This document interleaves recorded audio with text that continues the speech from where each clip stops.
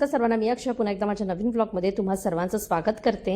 मला माहित आहे माझा हा दिवाळीचा व्लॉग बराच लेट आहे, पण अजून दिवाळी तशी काही संपली नाहीये, कारण अजून तुलसी विवाह बाकी आहे। तर मला म्हटलं की दिवाळीच्या दरम्यान जे पण काही व्हिडिओ शूट करून ठेवलेले आहेत ते सर्व एका ब्लॉगमध्ये शेअर करूया। ही दिवाळी माझी फार गडबडीची होती, त्यामुळे त्यावेळी व्लॉग शेअर करणं जमलं नाही। यावेळी प्रत्येक पदार्थ मला साधारणतः 2 ते 3 किलोच्या प्रमाणात बनवायचा होता, कारण तो मला बऱ्याच जणांना द्यायचा होता आणि सर्व एकटीनेच करायचं, त्यामुळे फराळाला अगदी 15 दिवसा आधीपासूनच सुरुवात केली होती। आणि सुरुवात केली करंज्यांपासनं। मी करते साठ्याच्या करंज्या, तर त्यामध्ये जे पण एक्स्ट्राचं तेल असतं ना ते पूर्ण व्यवस्थित नितळावं अगदी देईपर्यंत, त्यामुळे मग मी करंज्यांपासून सुरुवात केली होती। आणि दरवर्षी फराळाला सुरुवात करण्यापूर्वी मी काही पूर्वतयारी करून ठेवते, ज्यामध्ये भरपूर ड्रायफ्रूट चॉप करून ठेवते, वेलची पावडर बारीक करून ठेवते। इथे बारीक रवा काही मिळत नाही, त्यामुळे जाड्या रव्यालाच मिक्सरमधून फिरवून त्याचा बारीक रवा तयार करून ठेवते, अगदी डबाभर। पिठी साखर ज्या ज्या वेळी लागेल ना तशीच ती मी ग्राइंड करते, जेणेकरून त्याच्या गुठळ्या होत नाही आणि चाळून घ्यायची सुद्धा गरज पडत नाही। आणि सांगितल्याप्रमाणे करंज्या जास्त करायच्या होत्या, त्याच्यामुळे त्याचं सारण सुद्धा अगदी एकत्र जास्त प्रमाणात बनवून ठेवलं। बारीक रवा, सुकं खोबरं, ड्रायफ्रुट्स असं सर्व छान भाजून त्यामध्ये वेलची पावडर, पिठी साखर सगळं मिश्रण एकत्र करून, आणि यावेळी मात्र दह्यांचे रिकामे झालेले माझ्याकडे भरपूर डबे होते, त्यामध्ये स्टोअर करून ठेवलं। आणि मी दरवर्षी साठ्याच्या करंज्या कशा करते हे तर तुम्ही आता पाहतच आहात। आणि माझ्याकडनं फराळातला सगळ्यात उत्तम होणारा पदार्थ म्हणजे करंजी, जी खाल्ल्यानंतर बऱ्याच जणांकडनं मला रिव्ह्यू सुद्धा मिळालेत। भरपूर लेअर असलेली, खारीसारखी अगदी खुसखुशीत आणि आतमध्ये अगदी भरगच्च सारण असलेली करंजी माझी तयार होते। साधारणतः 1.5 ते 2 किलो मैद्यामध्ये छान कडकडीत तुपाचं मोहन घालून पीठ मळून ठेवलं होतं, ते थोडा वेळ भिजत ठेवते, त्यानंतर करायला घेते करंज्या। करंज्यांची पुरी अगदी पातळ लाटते, ज्यामुळे त्याचं कव्हर क्रंची होतं। शिवाय मी थोडं लालसर फ्राय करते, ज्यामुळे ना आतपर्यंत करंजी छान फ्राय झाली की ती जास्त दिवस टिकते। करंज्या साधारण 4 ते 5 किलो होत्या आणि तुम्ही पाहू शकताय किती सारे लेयर सुटलेत। तर कशा दिसतायत करंज्या मला कमेंटमध्ये नक्की सांगा। करंज्यानंतर करायला घेतला दुसरा पदार्थ खारे शंकरपाळी। आणि खारे शंकरपाळी मी थोड्या वेगळ्या पद्धतीने बनवते, फक्तच ते सॉल्टी नाही तर टेस्टला थोडं स्वीट स्पायसीनेस सुद्धा देतात। आणि इथे तुम्हाला बघून कळेलच की मी त्यामध्ये बऱ्याचशा गोष्टी घातलेल्या आहेत। छान लालसर अशा रंगावरती फ्राय करून मी सर्व घेते। आणि मी मगाशी सांगितल्याप्रमाणे करंज्या तर छान होतातच, पण मंदार आणि आर्विकला फराळातला मी केलेला पदार्थ शंकरपाळी सुद्धा तितकाच आवडतो। तर या शंकरपाळ्या मी गव्हाच्या आणि मैद्याच्या अशा दोन्ही प्रकारे बनवते, ज्यामध्ये बऱ्याच गोष्टी घालते। घरगुती सर्व मसाले, कसुरी मेथी, ओवा आणि मस्त पीठ मळून घेते कडकडीत तुपाचं तेलाचं मोहन घालून। आणि दरवर्षीप्रमाणे यावर्षी सुद्धा अगदी कुरकुरीत शंकरपाळ्या झाल्या, ज्या 2 राऊंडमध्ये साधारणतः 2 ते 3 किलो तयार केल्या। आणि तिसरा पदार्थ कोणता बनवायला घेतला हे तर पाहून तुम्हाला समजलंच। आणि दिवाळीमध्ये कितीही वेगवेगळ्या प्रकारचे चिवडे बनवा, परंतु पातळ पोह्यांचा चिवडा हा अगदी खास असतो दिवाळीच्या फराळातला।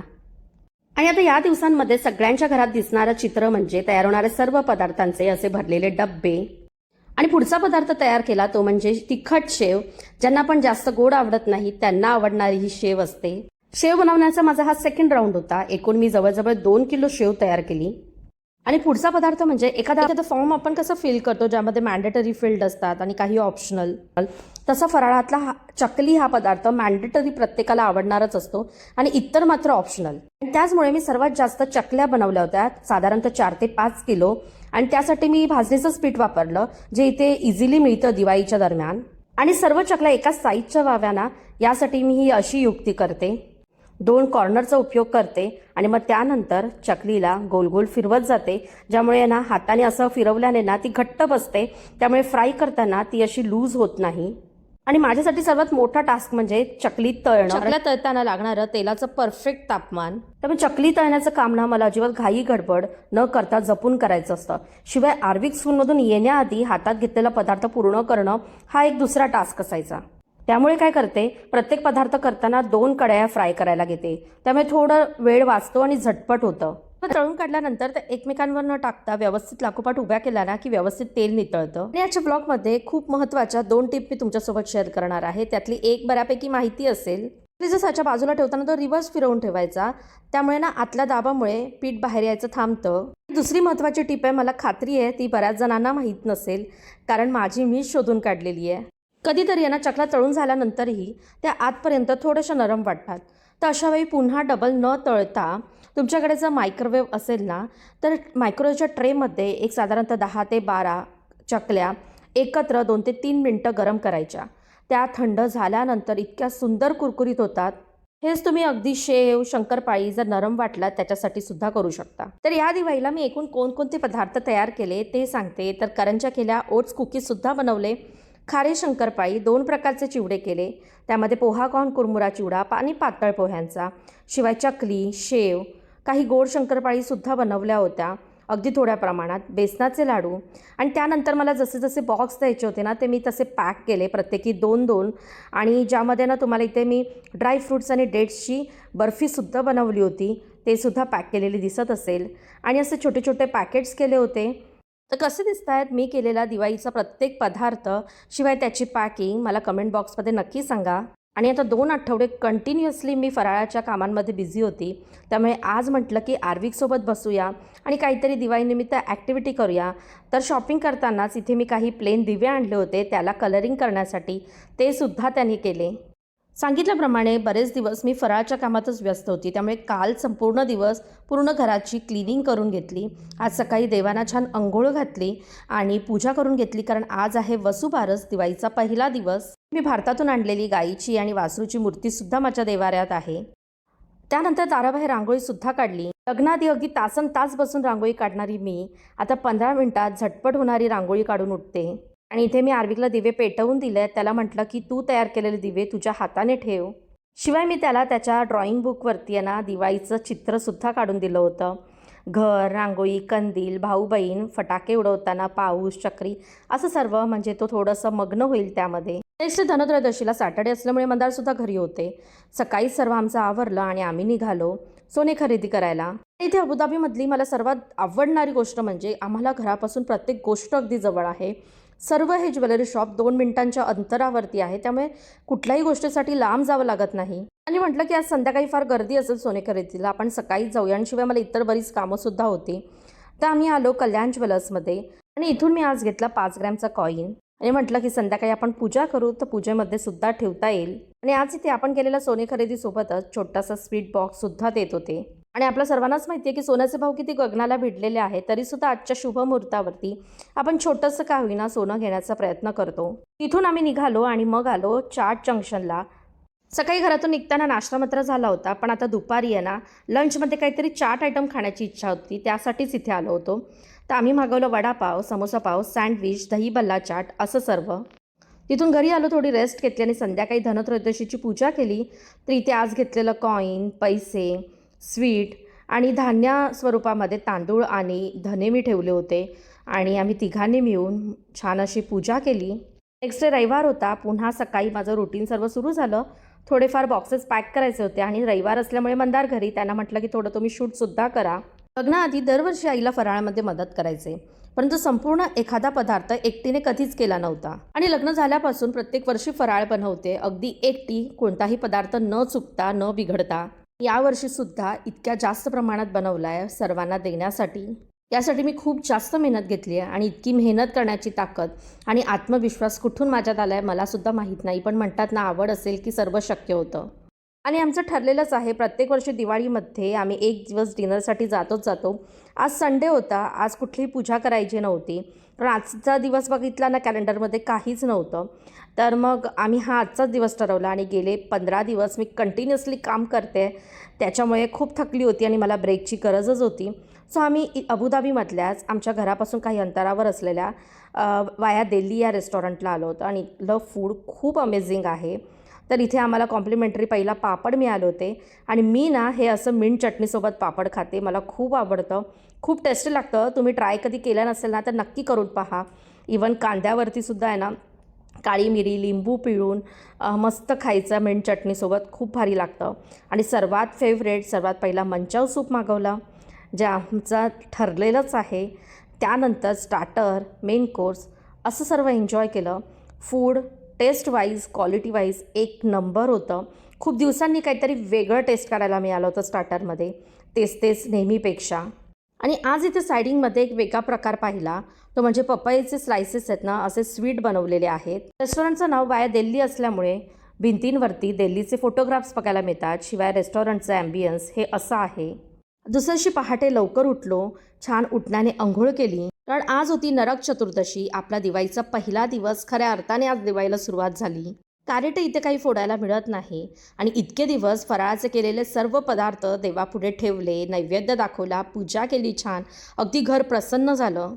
इथे मी देवापुढे 2 ताट ठेवलेले आहेत फराळाचे, कारण हे एक ताट आता आम्ही फराळाला बसू तेव्हा लगेच घेणार, त्यामुळे देवाच्या पुढ्यात हे एक ताट राहील. तर सर्वांना आमच्याकडनं दिवाळीच्या खूप खूप शुभेच्छा. आणि आज सर्वांनी दिवाळीचा पहिला दिवस नरक चतुर्दशी मस्त उठणं लावून सर्वांनी छान अंघोळ केली असेल. आमचं सुद्धा आता सर्व झालेलं आहे. पण इथे काय आहे तर रेग्युलर रुटीन सुद्धा असतं, म्हणजे सुट्टी नसते ऑफिसेसला, त्याच्यामुळे मंदार आता ऑफिसला जाणार आहे, त्यांना लेट झालाय. आर्विकला मात्र सुट्टी आहे आणि आज आम्ही नेहमीप्रमाणे दरवर्षीप्रमाणे एकत्र फराळ करायला बसलोय. फराळ आहे तर इथे आहे पातळ पोह्यांचा चिवडा, असा आपला जो दिवाळी स्पेशल असतो तो. इथे हा मिक्स कॉर्न कुरमुरा पोहा चिवडा आहे, चकली आहे, साठ्याच्या करंज्या आहेत, बेसनाचे लाडू, ओट्स कुकीज केलेत मी हेल्दी, शेव केलेली आहे आणि खारे शंकरपाळे. तर असा हा सर्व मी घरी केलेला फराळ आता मी मस्त चहासोबत एन्जॉय करणार आहोत. तर चला या तुम्ही सुद्धा फराळाला, आणि ही दिवाळी तुम्हा सर्वांना सुख समृद्धीची, आरोग्याची आणि भरभराटीची जावो हीच मी ईश्वरचरणी प्रार्थना करते. चला मग या तुम्ही सुद्धा अबुधाबीला आमच्यासोबत फराळ करायला.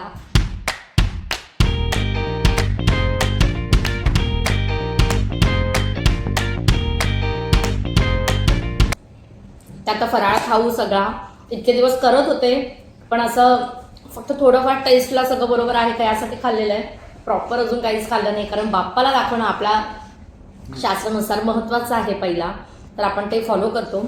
तर आज पहिल्यांदा बाप्पासाठी पण वेगळं ताट तयार केलं आहे मी, पण आता आम्ही लगेचच देवाकडे हे ताटसुद्धा ठेवून यायला लगेच खायला घेतलं आहे.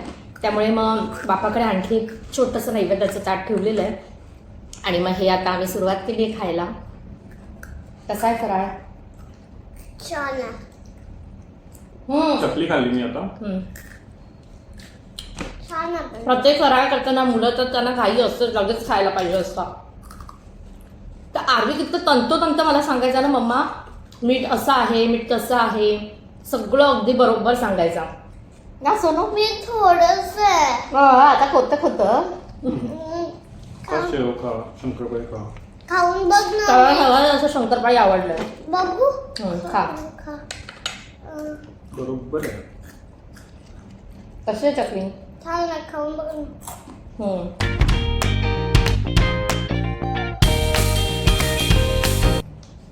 खूप जणांना चकली आवडते फराळाची, मला पण चकली आवडते, मंदारला सुद्धा. पण मला ना जास्त करून करंजी, पातळ पोह्यांचा चिवडा आवडतो. मला सर्वच आवडतं. करंजी जे मी केल्या आहेत साठ्याच्या, त्या कशा दिसत आहेत ते दाखवते तुम्हाला अगदी जवळून.